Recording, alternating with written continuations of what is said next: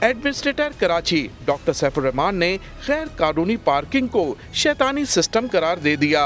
انہوں نے شہر میں گاڑیوں کی بڑھتی ہوئی تعداد کے پیش نظر شہر کے ہر ضلع میں کم از کم 4 پارکنگ پلازا ہونے کا مشورہ بھی دے دیا۔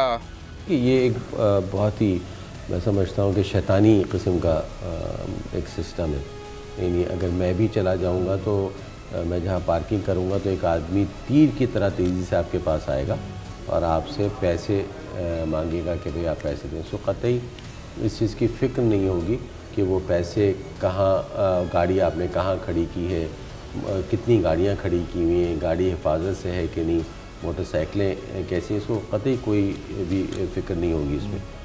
ایڈمنسٹریٹر کراچی نے عباسی شہید اسپتال کو عوام کے لیے ماڈل اسپتال جیسی سہولیات مہیا کرنے کے لیے اقدامات کا بھی دعویٰ کر دیا۔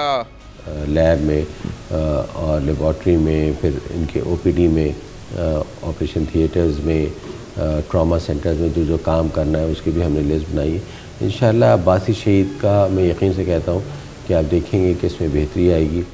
ایڈمنسٹریٹر کراچی نے کے ایم سی کے ریٹائر ملازمین کے واجبات کی ادائیگی کے لیے حکومت سندھ سے بیل آؤٹ پیکج لینے کا بھی اعلان کیا۔ کیمرامین دلیپ کمار کے ساتھ عمران احد خان، ڈان نیوز، کراچی۔